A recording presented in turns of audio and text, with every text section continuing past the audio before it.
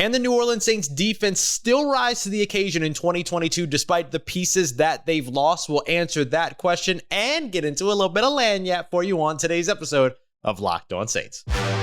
You are Locked On Saints, your daily New Orleans Saints podcast. Part of the Locked On Podcast Network, your team every day.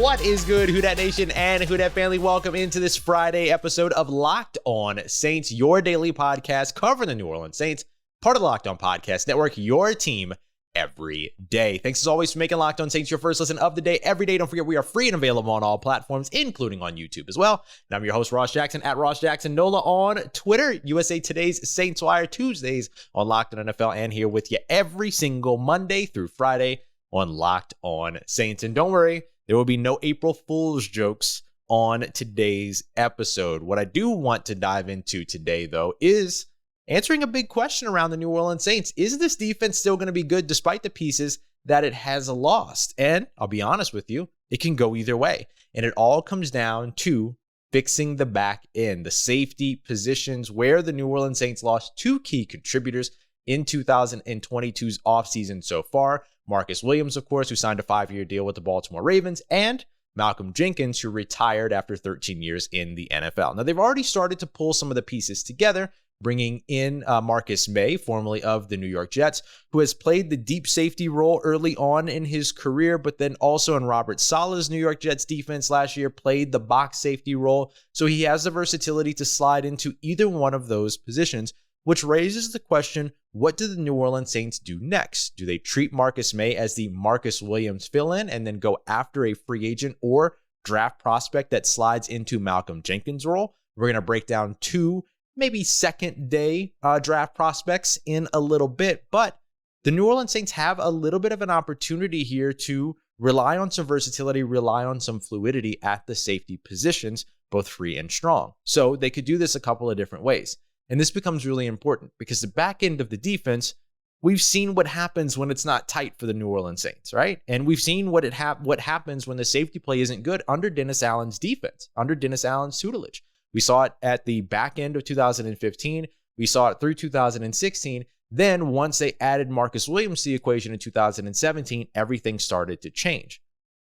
And that means that you really need the one ball hawking sort of center field deep safety. That becomes the most important piece because this defense was still good and getting better before Malcolm Jenkins was in the building. Now they have the benefit, the rest of the secondary, of having worked with Malcolm Jenkins, who elevated everyone around him over in the secondary. We're going to talk about Malcolm Jenkins and the contract situation, what the salary cap implications of his retirement look like.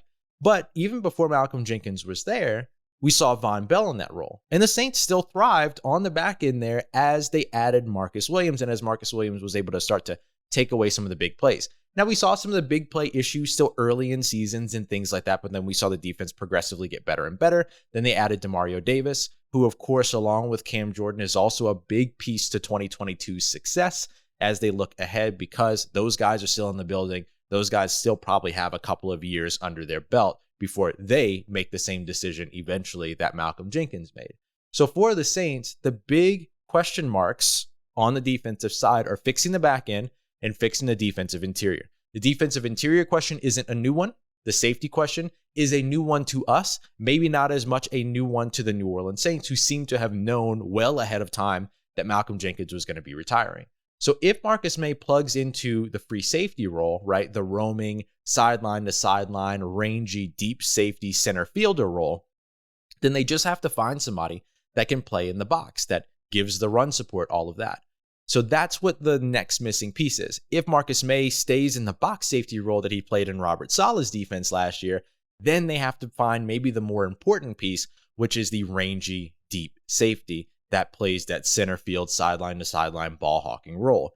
If they decide to stay with the middle of field closed heavy defenses, middle of field closed heavy defenses, meaning cover one or cover three, where a safety is playing over the middle of the field, therefore closing off the middle of the field. A cover two or cover four would leave middle of field open, so that would be called a middle of field open defense. So if they look to do that, the task gets a little bit harder because you have to have the prospect, you have to have the player, the candidate that can come in and really be able to play that sideline to sideline role. And there aren't any left in free agency, and there aren't a ton of options in that role in the draft. Again, we'll talk about some draft prospects in a little bit that give you a little bit of versatility, maybe some multiple-ness in terms of your ability to make some decisions there. But the Saints may have to look at playing more cover 2, cover 4, split safety looks to middle of field open looks. They may have to look into maybe disguising the safety roles a little bit more and having safeties that are versatile enough, to play the center field role, but also play down in the box. And that could work to their advantage. Dennis Allen loves to disguise defenses. But in order to be very good at disguising defenses, you have to have good communication. So that becomes that last, final, and remaining piece in terms of how to make sure that this defense is still impactful in 2022. It's not just the play on the field, it's communicating with the rest of the defense. It's the leadership. It's those other intangible qualities that you lost in Malcolm Jenkins' retirement. So how do you even make up for those? Can Marcus Maye be that guy? Can one of the corners become that guy? Becomes a little bit challenging for that. Does CJ Gardner-Johnson step into that role? Or are you able to find a rookie or a new safety to add? Let's say, of course, a Tyrann Mathieu, a Honey Badger who has a bunch of experience that can come in and be that experienced leader and that experienced communicator. There's just not any guarantee that the free agency sort of path to all of this is going to work. So you have to be ready for the NFL draft as well. So again, we'll talk about a couple of prospects in this year's draft that could be interesting in either of these roles. But can the New Orleans Saints defense be good in 2022? It all depends at this point in what they do on the back end. If they can get Marcus Maye in the right role, and if they can get the right complementary piece, whatever that may be, whether it's somebody that's versatile that can do both things, whether you're playing Marcus Maye in the box and you need a deep safety, or you're playing Marcus Maye as a deep safety and you need somebody in the box, you have to make the right decision next to Marcus Maye in order for this defense to be impactful in 2022.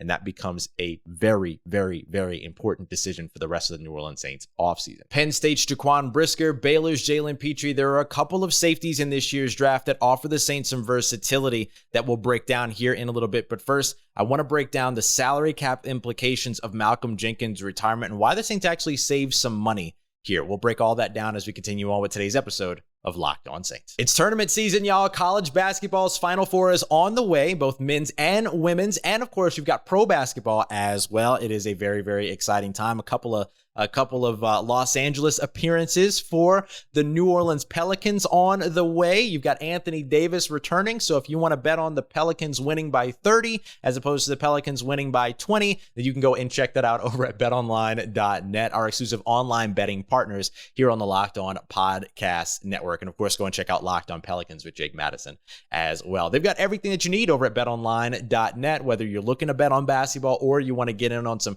conference division or even Super Bowl futures in the football conversation. You've got UFC, boxing, MMA, favorite Vegas casino games are even on there, as well as my favorite part, the live betting modules. I get a ton of fun with these. I actually ended up doing well the last time that the Lakers and Pelicans won because the Lakers took a 23-point lead, and then I was able to catch the live trend there and put some money down on the Pelicans and then walked away a happy man around it. So go and check it out. It's a ton of fun, and you can find a whole bunch of everything that you need around news analysis and podcasts around sports betting as well over at betonline.net, where the game starts. All right, family, continuing on with today's episode of Locked On Saints. Thanks so much, as always, for making us your first listen of the day every day. Don't forget to go and check out that Locked On NFL YouTube page. We have our live Locked On NFL mock draft coverage coming all 3 days, or not mock draft, sorry. Well, we have a mock draft coming too, but live NFL draft coverage all 3 days of the draft taking care of you over at that Locked On NFL YouTube page. Make sure you go and subscribe. Don't forget to subscribe, like, all that good stuff here for Locked On Saints as well. Bringing you content every Monday through Friday. And sometimes we talk about, hey, is the Saints defense going to be good? Let's ask the real questions. Other times we break down contracts. And that's what we're going to do now. I want to talk a little bit about Malcolm Jenkins' contract, the salary cap implications of his retirement. Now, a lot of us kind of knew that Malcolm Jenkins was about to retire based upon something that he did about a week before announcing, maybe a week and a half before announcing said retirement. While everyone around him was restructuring contracts, and just as a reminder, what restructuring does is that you can take a contract number, let's say it's $11 million, right?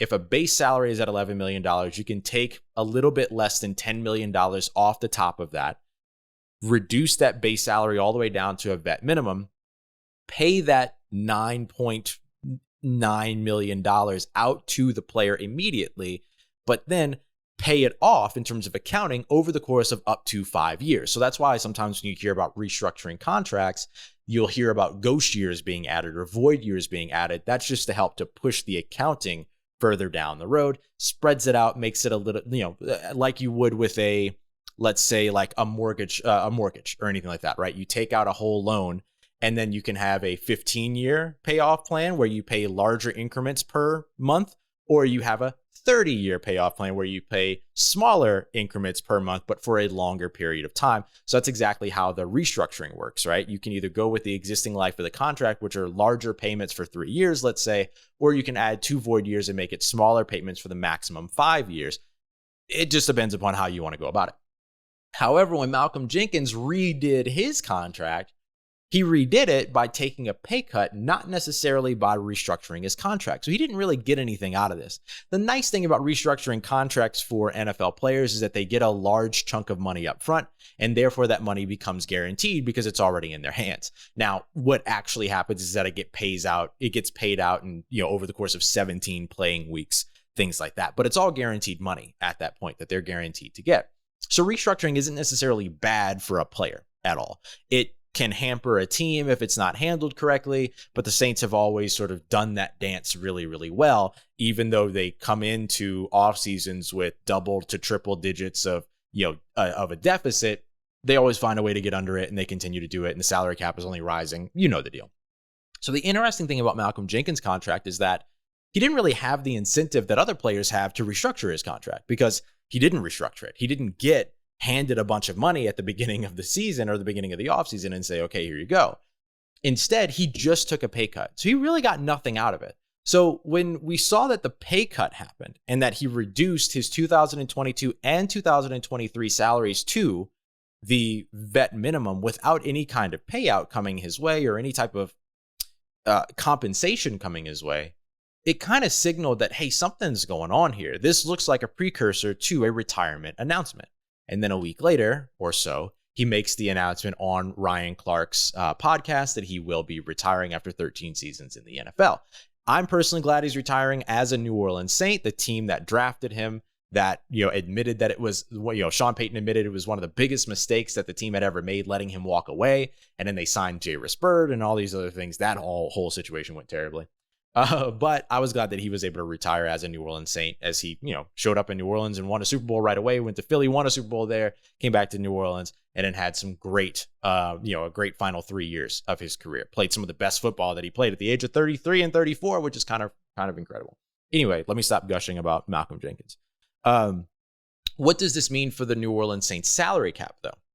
So what this ends up doing is that they're going to carry about a $5.07 million dead cap hit up until the retirement becomes official. What they'll very likely do is the same thing that they did with Drew Brees, who did this same deal, by the way. Announced his retirement, reduced his contract so that they could make it what's called a post-June 1 transaction. So what'll happen is that right now, Malcolm Jenkins has a little bit over $7 million of bonuses. So either those are bonuses or they're restructures. It's prorated money.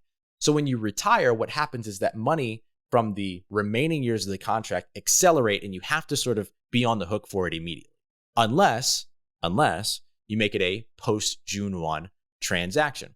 With 2 years left on his deal, what that'll do is evenly split that deficit, or debt rather, in half. So instead of the Saints having to pay out $7.09 million or be on the hook dead cap wise for that amount of money right off the bat, it'll be 3.95, it'll be right in half basically. And so that will help them sort of keep those costs down. And then they'll get his base salary, which right now, after taking the reduction going into 2022, is $1.12 million. So they'll get the $1.12 million back, and then they'll free up some of the money that they would originally be on the hook for, which would be $5.9 million, which could $5.09 million, which could accelerate, become a larger deficit, become a larger debt. But instead, they'll make it a post-June 1 transaction, cut it in half, and then save a little bit of money that way as well. So you're looking at the Saints saving a little bit over $1 million, basically, with Malcolm Jenkins' retirement. Not anything that's going to fully move the needle, but hey, that gives you an opportunity to go out there and bring somebody in on another veteran contract, a 7+ year veteran that you can bring in on a vet minimum. And that might be the difference between, let's say, Tyrann Mathieu is waiting until after the draft to, sign with the team. That way he makes sure that his role doesn't get filled right in front of him. Think Adrian Peterson in 2017, signed with the Saints, and then they drafted Alvin Kamara, and then they traded Adrian Peterson. Tyrann Mathieu probably doesn't want to risk something like that happening to him with any of the teams that are interested in him. And so he could potentially wait until after the draft, and $1.12 million, knowing that that's coming back to the Saints, becomes a bigger deal, because if they need to come up on a salary cap or they need to come up on a salary offer at any point, they have some wiggle room to get it done. So that's the way that the salary cap implications break down for Malcolm Jenkins. It's mostly good news for the New Orleans Saints, although it does add some dead cap to next season as they're getting out from under over $30 million of dead cap this season. But hey, it's part of the restructure game. It's part of what the New Orleans Saints know is a part of the mechanism. So it's not going to take them by surprise at all. They'll be fine. Now let's talk a little bit about replacing Malcolm Jenkins and looking at some of the options in the draft. I've got two for you.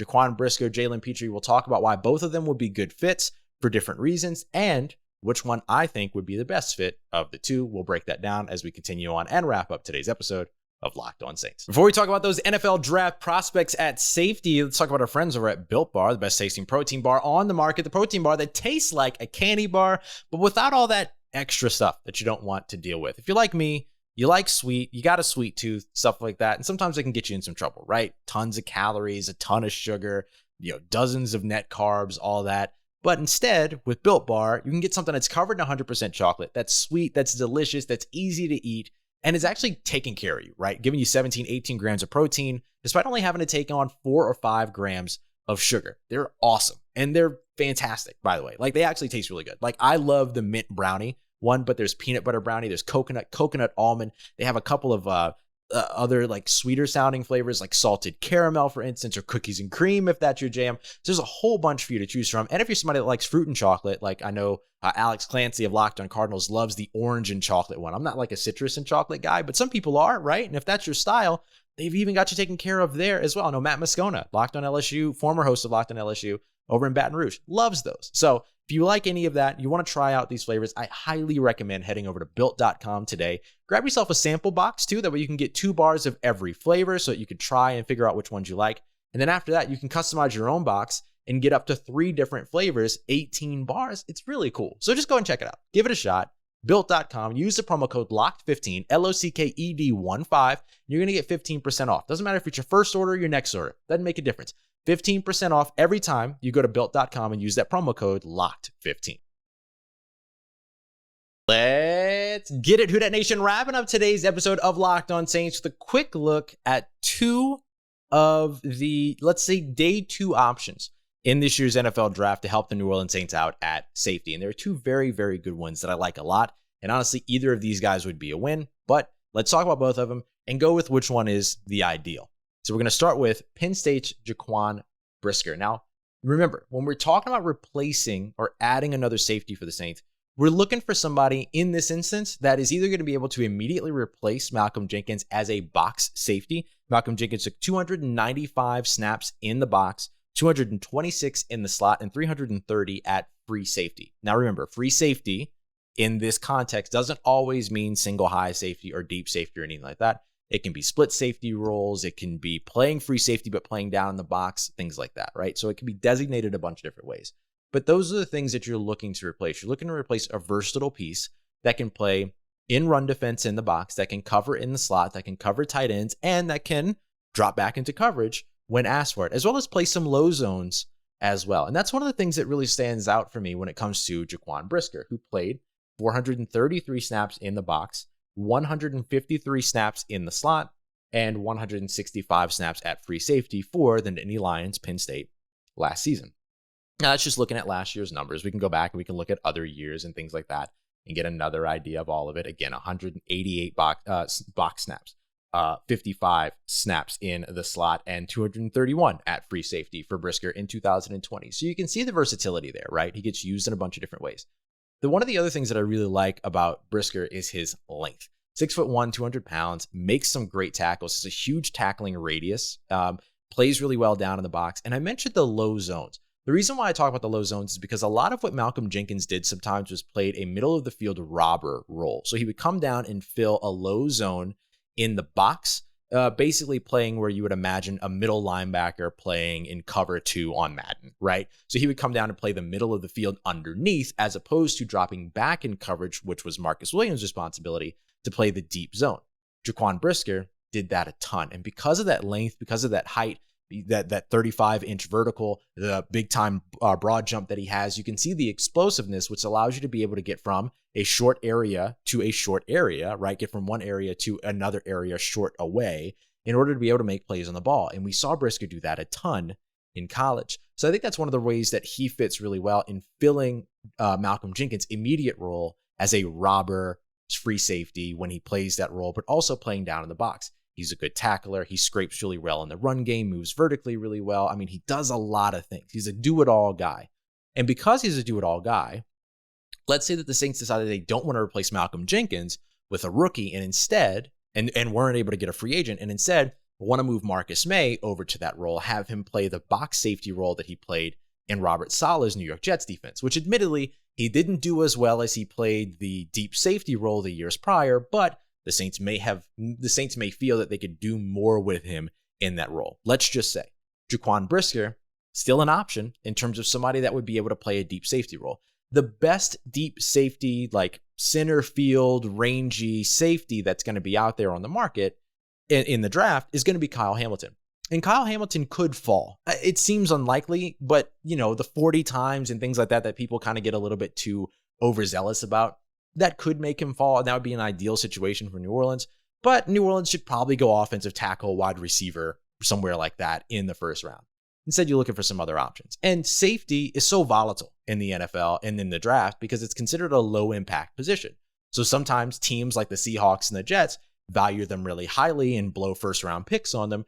Other times, guys that you expect to go in the first round, like Jaquan Brisker or Jalen Pitre, who could be safety ones if it wasn't for Kyle Hamilton in this year's draft, could have actually dropped out of the first round, despite the fact that they were at the top of their position. We've seen it several years over. So if you're looking for somebody in that second round, maybe you got to trade up, right, to get them. Doesn't matter.